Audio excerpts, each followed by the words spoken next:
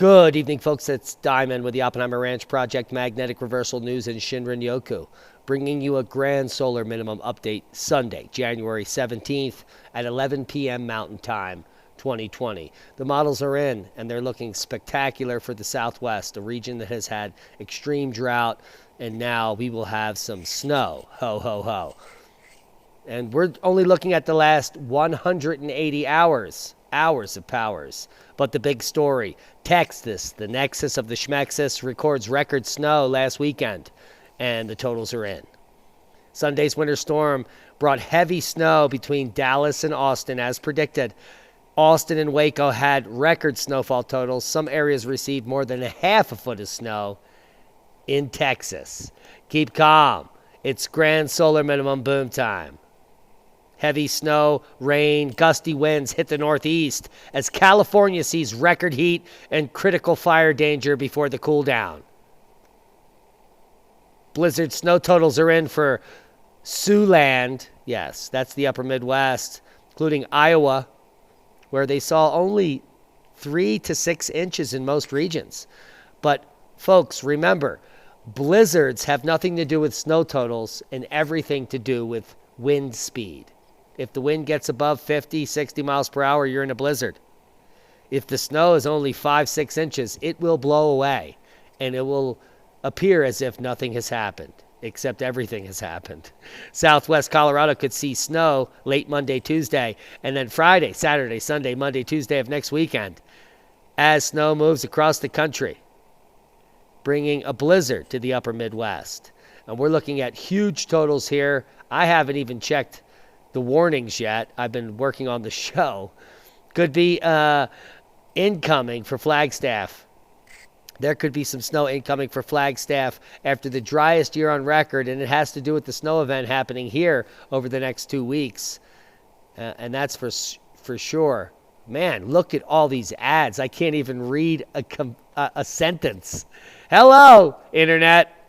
Completely failing. Let's check the snowfall totals over the last 72 hours. The Northeast, as we just read, picked up some huge totals. Southern Vermont picking up 2 to 3 feet in some regions. Lake effect snow regions of upstate New York pummeled 1 to 2 feet. And there's the blizzard right there in Iowa. And most areas just saw 6 to 8 inches, according to this update here, all the way up through Minnesota, which is going to be pummeled by the polar vortex in the weeks to come. You're going to be chilly up in Minnesota. Say it ain't soda. Let's check the models real quick here. Here's our Monday. And you could see some light snow up in the mountainous regions up in the Rockies here. And that snow's going to move down into the southwest Monday night, Tuesday morning. And then we're going to pick up a big boom of snow right there Tuesday morning, Tuesday afternoon. And that will extend into Arizona, of drought-stricken regions. So that's good news there. Here's your Wednesday. Thursday. So what we have is a light snow pattern, heavy snow moving into the southern Appalachians there. Let's see when that takes place. That's going to be Tuesday, Wednesday there in Snowshoe and in the high regions there. And then we'll just walk it through a secondary event coming through this weekend. Friday, Saturday, heavy snow and Sunday here in our region, bringing up to 4 feet of snow in the South San Juans. Now watch this baby move through the upper Midwest this weekend. Wow. That's your Sunday, Monday. Could be picking up 12 to 16 inches of snow in South Dakota, all of Minnesota and Wisconsin, northern Wisconsin, especially northern Mich, the standard regions, including the peninsula there. Heavy snow moving through by Monday. Take a look at that pattern. That's the current model. And that is a lot of snow for Minnesota, which has been in a drought. But it's coming to get you. Grand solar minimum much. Gulf of Alaska storm, high winds and fire weather in California. A strong storm in the Gulf of Alaska will bring high winds to the south central coast and panhandle through Monday. Heavy snow is also expected over southeastern Midland, Alaska through Monday night. Gusty to high winds could bring down trees and power lines. and bring elevated to critical fire weather conditions across much of central and southwestern California Monday and Tuesday, which is their lose day. There's the wind warnings there in the weird yellow colors, and winter storm watches and warnings in the purples throughout the Rockies. So tomorrow that map's going to light up. Let's check out Europe. Heavy snow coming to Scotland, as well as some light snow in Ireland. But the big story is the Alps and France, the French Alps, as well as eastern France, which could be picking up almost 2 to 3 feet of snow. So it went from Spain, now we're in France, and soon we'll move over to Germany. How about the trifecta of the Romanic languages? Hello. Reports of unexplained shaking rattled South Florida residents on Friday. Many people and YouTubers have picked up on this to no avail because it's nothing. Did your house or office shake on Friday? Yeah. Well, guess what happened on Friday? A huge rumbler. The USGS is not reporting any activity in South Florida. However, there was a strong 5.9 magnitude earthquake in Guatemala capital Friday morning. The USGS said the earthquake epicenter was located just off Guatemala's Pacific coast, 3 miles southwest of Champarico. The USGS has not linked the earthquake in Guatemala to what people felt in South Florida, but Diamond just did, and many others. So there's that. Seismic update. No quakes of note, except the big jumper here in Kamchatka, which could lead to more excess volcanic activity in that volcanic region. Now, we do have an eye-opener coming in a second, but first, worldwide volcano news update. Sakurajima, booming, as well as many others, including Sabancaya to 25,000 feet, Popo, Semaru, Reventador, Klucheskov, your favorites. Now, Etna, we've been reporting on the uptick there in the past several months, but this morning, the ongoing eruptive activity at the volcano changed. A lava flow started to emerge, and here we have pictures there on that flank. Lighten it up. And it quickly descended to the base. At the same time, the Strombolian activity from the new southeast crater's main vent, and less frequently from the Voran central crater, decreased a bit, but continue. Both have been quite impressive during the past days, especially the activity at the new southeast crater. While fluctuating at times, they've been intense, it has not intensified to another paroxysm, which we've seen over the past several months. But we do now have, boom, a new lava flow that's reached the base of the mountain. So, increasing activity at Etna, including increased lava. Now, Merapi volcano in Java, Indonesia, dangerous hot avalanches as lava dome continues to grow in the huge slot where the VEI-4 happened years ago. And the activity is increasing there, and it's unfortunate they're only giving us this through November, but you can see the huge uptick here in the histogram through November. A November to remember. Now, Semeru volcano in East Java, Indonesia. Massive blocks and ash flow creating billowing ash plumes. This is due to Nuwe Ardent, and we're going to get to that.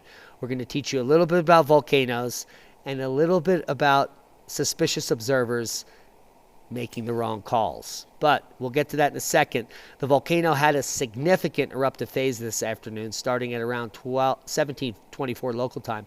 A pyroclastic flow was observed that traversed a distance approximately 4,500 meters. Holy, that's a couple miles, according to Indonesian Civil Defense Agency, BNPB.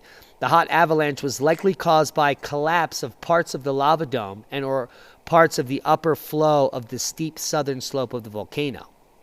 Associated ash plumes rose to an altitude of 5,500 meters above sea level.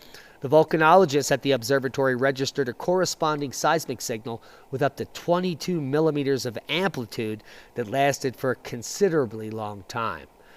In fact, a period of 4,287 seconds. That's an hour and 20 minutes. And that is Nuwe Ardent.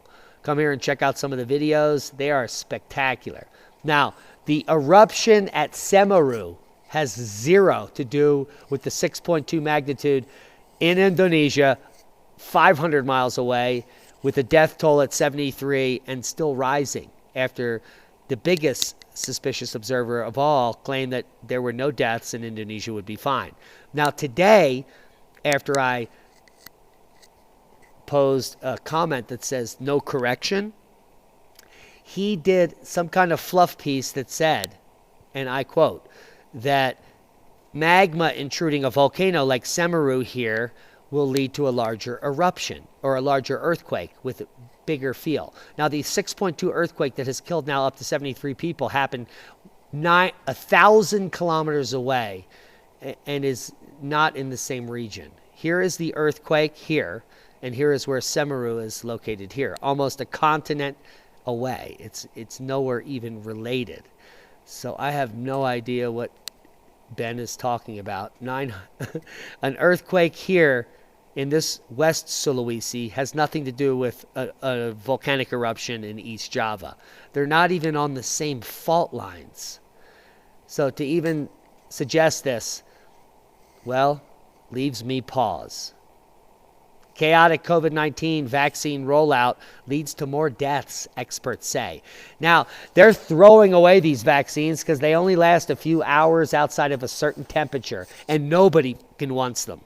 So there's that problem. And it's not the chaotic COVID-19 vaccine rollout that's actually leading to deaths. It's actually the vaccine. Norway raises concern over the vaccine jabs for the elderly as dozens of people are now dead. In fact, over 30 people dead by the jab over the age of 80. And that's not all. Unexpected string of allergic reactions causes delays at vaccination superstation. Man, say that 5 times fast. Boom! The vaccine superstation opened January 11th with a goal to immunize 5,000 healthcare workers daily as San Diego County and California work to ramp up coronavirus vaccines. The only problem is that after they gave like 15 of these shots out, 6 people fell out. And the mainstream is not reporting on this. Just after 11 a.m., NBC 7 confirmed that some people waiting for their vaccines were sent away because major allergic reactions at this site were occurring, and they just shut it down. They even put a mark on the box. They didn't use the rest of the vaccines. They sent them away. They threw them in the fucking trash where they belong. And LA County, known for its strict lockdowns, hits the largest number of COVID cases in the country, proving that lockdowns cause COVID cases. It's not the opposite. So if you don't lock down, there's less. If you lock down, there's more. So we're going to lock them all down. Are you picking that up? I just put it down. Revoke their degrees. Harvard faculty and students seek revocation of degrees for any Trump officials and any of their allies. This is 1984. This is Nazi Germany. This is the rewriting of history. If you don't believe what we believe, we take away your degree. Now let's get over with the propaganda nonsense and let's get to some science facts, because I'm so sick of the propaganda. And now we live in it. So if you still have a TV and you haven't thrown it out your window, please do it now. We'll wait. Okay. New discoveries on Easter Island. An international research team under Kiel leadership discovers prehistoric pigment production sites. And we're talking about red ochre. This is very significant. This is putting the pieces of the puzzle together for all of us. Easter Island in the Southeast Pacific was probably discovered by Polynesians around the 8th or 9th century AD, after people had lived there for hundreds of thousands of years. And they want us to believe these moai were carved in the last 1,000 years. How stupid are we? Well, prehistoric pigment production on Rapa Nui, which is Easter Island, from AD 1200 to 1650. By the way, that's right after the Pueblo left this region. New insights from Yapui and Puki based on pyroliths and diatoms and carbon-14 dating. Now, what they found is pretty spectacular. And what they found is these elaborate pigment productions here. Let me just blow this up real quick. There it is. So what you're looking at is a cross section. Well, that's going to take a minute. There it is. Now, what we're looking at is the stratigraphy in a pit used to manufacture red ochre pigment, where they would throw in all the hematite and other minerals they need to make the pigment while they were charring it. Now, the lowest layers show palm trees and other things that don't exist on the island, and the upper layers are showing grasses. And so this is the effing awesome classroom for the masses. What that tells us that as they burned away that forest on the island, they resorted to other techniques to continue the fire burning and the production of the pigment, including field grasses, because that's all that is there predominantly now. There's no trees. They've all been harvested, and nothing has regrown. But it is our supposition, and we're going to do a whole documentary series on Rapa Nui, which is Easter Island, based on the research I've been doing over the last 3 years. And the work of Churchill is amazing, and I'll go on and on. But let's just talk about the red ochre people and this pigment.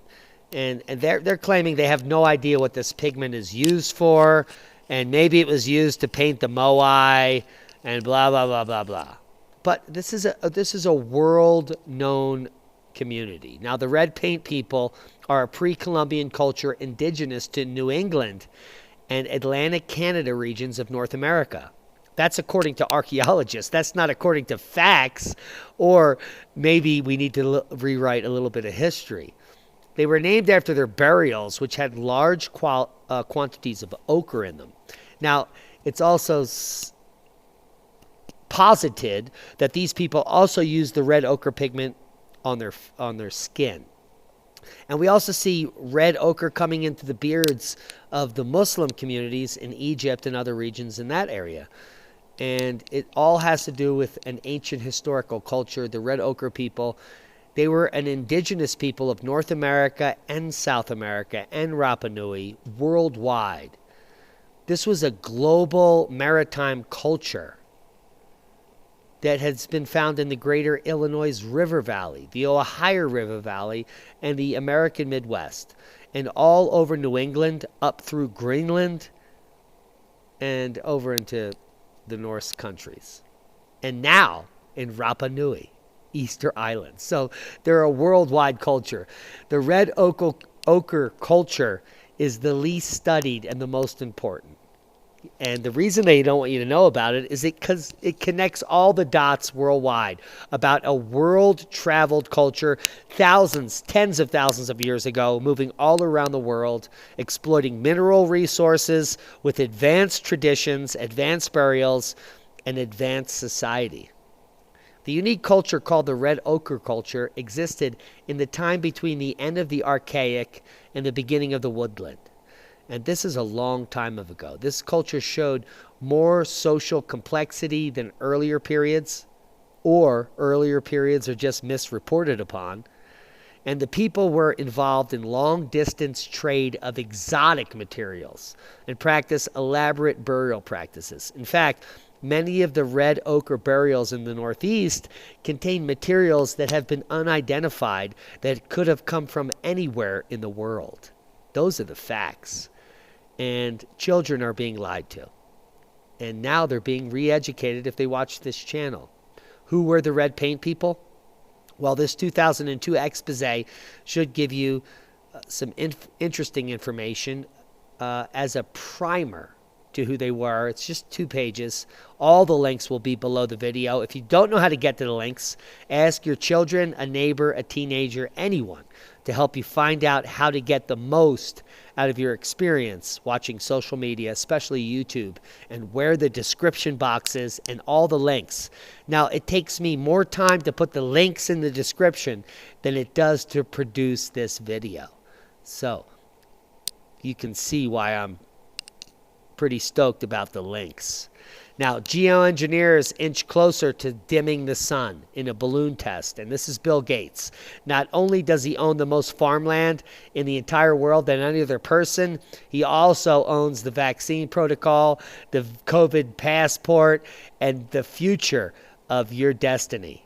Bill Gates, he invented Windows for sake. No, he didn't. He stole it from someone else. He invented the virus, which is in your computer and in your veins and in the air. And he claims he has a vaccine for it, but he can't kill the computer virus in your computer for the operating system that he invented. That doesn't make any sense. Neither does the fact that Bill Gates is now going to dim the sun. Yes, and it's going forward, unfortunately. But it must first win the approval of an independent advisory board, a decision that could come as early as February 2021. Now, he couldn't do it in the U.S. He was about to do it in Colorado, and they said, hell no, Bill. You don't even have a degree, and you want to dim the sun? Get on with your vaccine nonsense. But the first flight would not inject the particles, according to this article. And I don't believe them. It's just going to be like a dry run of the balloon. Yeah, okay. That's what they're doing. Anyway, we're going to keep you updated on when that's actually happening. Now, becoming disabled by choice, not chance, is all part of your future as Joe Biden enters the blogosphere. And he's now controlled by China. And he's now controlling you through China. Transabled people feel like imposters in their fully working bodies. Now, we've had the trans movement where Congress has just eliminated mother, father, first cousin, and all that shit. And you can't say that anymore. You'll get a fine, and you'll be contained in a FEMA camp. But now they want to add transabled people. These are people that are regularly functioning people that want to be disabled. They want to cut their leg off or their arm off, or they want to be blind, or maybe cut their voice box out so they can't speak. Or maybe just stick a hot poker in their eye and cut a few of their fingers off and shove something up their ass. Maybe that'll make them feel better. But there's a whole group of people in the world that want to be disabled purposefully, and they want you to accept them as normal.